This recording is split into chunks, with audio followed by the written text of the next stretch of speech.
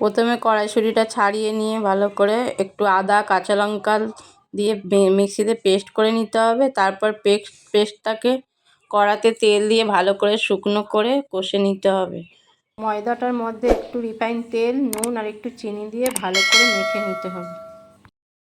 ময়দাটা ভালোভাবে মাখা হয়ে গেছে। এবার এই ময়দাটাকে আধ ঘন্টা রেস্টে রেখে দেবো।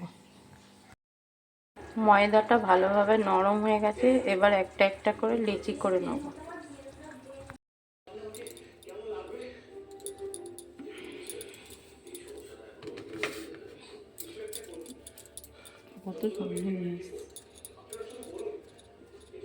লেচি করে লেচির মধ্যে ভালোভাবে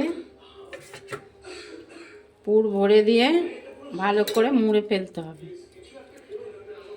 তারপরে এটাকে ছাঁকা তেলে লুচির মতো বেলে ভাজতে হবে।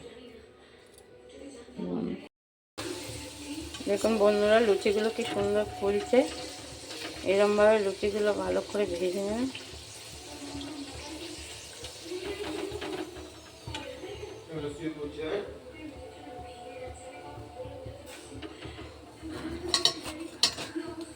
সব লুচিগুলো ভাজা হয়ে গেছে।